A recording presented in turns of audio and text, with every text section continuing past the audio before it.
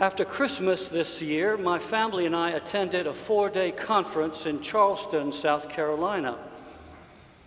And on the first night, I served as a co-leader in a service at Mother Emanuel AME Church to commemorate the horrific massacre that took place there last June and shook the whole country.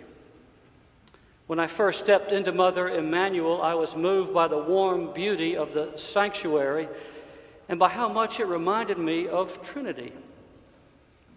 Its dark browns, its deep reds, its galleries along the sides. The service was simple and deeply moving.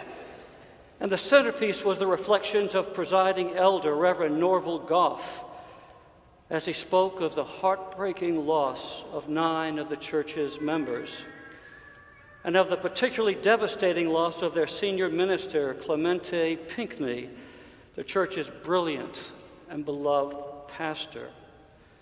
Reverend Goff recalled the unimaginable cruelty of the shootings, the young man whom they learned was a white supremacist, joining in a church Bible study one evening and standing up after an hour to systematically shoot each of the members except one.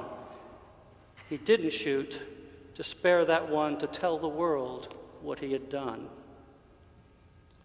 We've been through the darkest of times, Elder Goff said. We've lost our dear friends, our brothers and sisters in Christ. We've been devastated, he declared, but not defeated. We're committed to healing the wounds of our community and dedicating ourselves to addressing the deep divisions between black and white that continue to burden our country. Today, as we mark Martin Luther King Day, as we as a church think again about that great modern saint and visionary and leader of social change, his legacy continues, but it's clear that his dream of a society in which whites and blacks could live together in harmony remains far from being realized. Dr. King transformed our country as the key figure in bringing voting rights, integrated schools, equal access to public spaces, and far more. We as a country owe this great martyr for justice and healing more than we can say.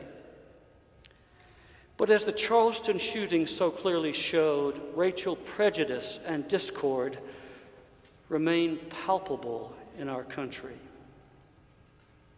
Think of the events that have continued to fill the news. A series of police shootings of unarmed African-American men. Michael Brown in Ferguson, Tamir Rice in Cleveland, Walter Scott in South Carolina, Trayvon Martin in Florida, and more. These events have kindled a movement on the streets of our cities proclaiming, "Black Lives Matter." What a thing to have to proclaim. I came across a troubling new poll recently that reports that 80% of black Christians believe that the police involved in the killings are part of a pattern of police treatment of blacks. But 70% of white Christians believe those are isolated events. The same events happened. Our Christian brothers and sisters see the others in starkly different ways.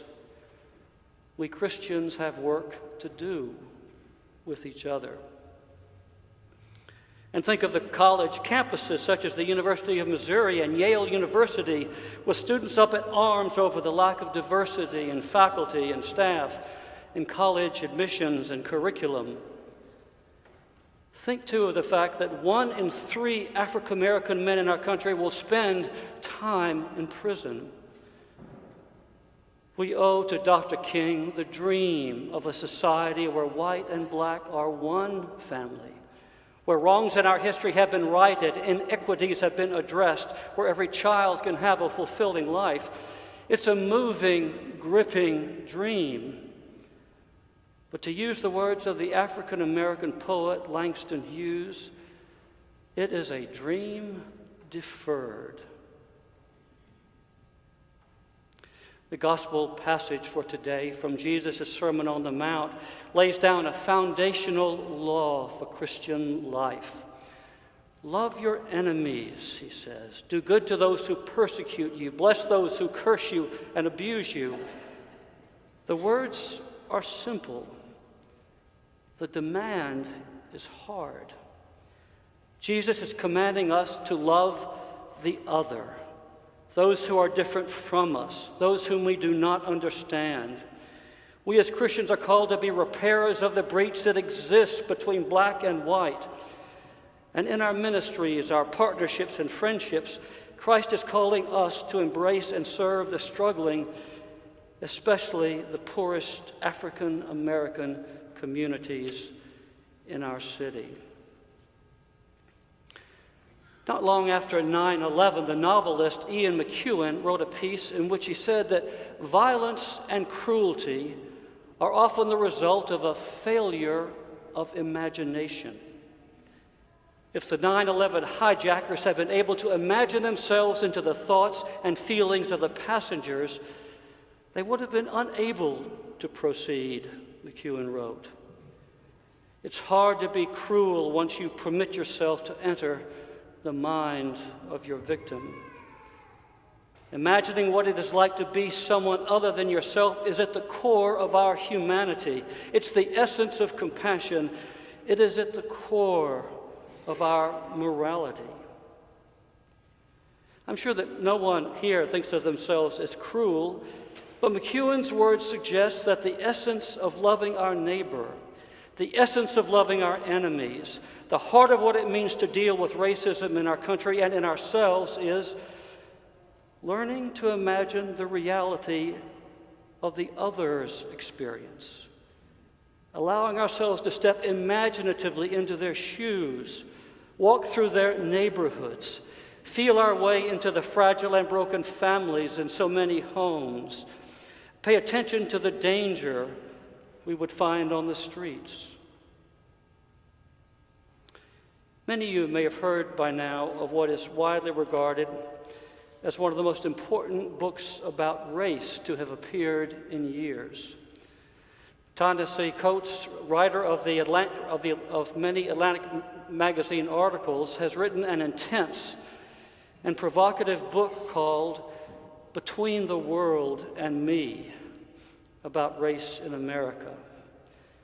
Couched in the form of a letter to his son, it is a record of a father's loving, harsh, and often despairing counsel to his 15-year-old son named Samurai about how to deal with a world where everything seems stacked against him. It's a very human and disturbing testimony to the urgency of addressing racism in our city, in our country, and for starters, in ourselves. In one passage, Coates writes of telling his son the news that the policeman who killed Michael Brown, the two of them, were not indicted. He says to his son, "I heard your crying, and I didn't hug you and didn't comfort you. I did not tell you that you would be okay, because I never believed it would be okay. What I told you was that this is your world, that this is your body, and you must find some way to live within all of it." Coates' counsel can seem simply sad in the book. All my life I'd heard people tell their black boys and girls to be twice as good, which is to say, accept half as much. This is how we lose our softness. This is how they steal away our smile. No one told those little white children with their tricycles to be twice as good. In another passage, he explains his determination to try to protect his son. Black people love their children with a kind of obsession. You are all we have, and you come to us endangered. I think we would like to kill you ourselves before seeing you killed by the streets that America made. And near the end, he says to his son, "You have been cast into a race in which the wind is always at your face and the hounds are always at your heels. And to varying degrees, this is true of all life. The difference is that you do not have the privilege of living in ignorance of this essential fact. It's a deeply challenging book that invites discussion and argument. And we're going to talk this afternoon at 1 o'clock some about this book, and you'll be invited to come along. Dr. King's dream of white and black living in justice and harmony seems clearly to be a dream deferred. African American poverty remains a blight on the entire American dream. We as a nation who maintained slavery for 250 years before abolishing it, and Jim Crow and the other tools of segregation up until recent decades, we have a calling, a responsibility to be part of healing this brokenness. The black struggle is all of our struggle, too. But lest we despair, there are also signs of hope in important places. I discovered one luminous instance of hope later in that week in Charleston. One of the shining lights of Charleston has been its mayor of 40 years, Joe Riley, who spoke to our conference with Reverend Goff. This southern city actually 4 decades ago elected him on a platform of building a bridge between African Americans and the white communities. A descendant of a well-heeled Charleston family and a great-grandson of a Confederate soldier, he has successfully led the city to where African Americans have a strong place at the civic table. When asked what the most important thing he had learned about dealing with racism in Charleston was, he answered that it was to do that dealing honestly, not politically, just honestly.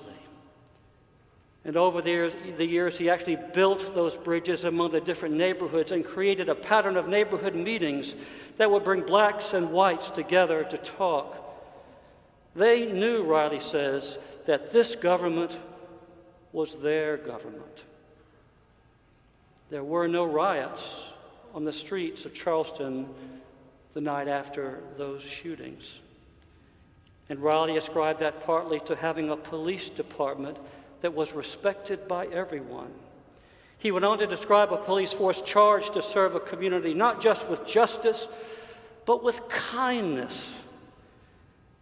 And he described a 5-week summer program called Camp Hope that's been going for years and is run by the police department.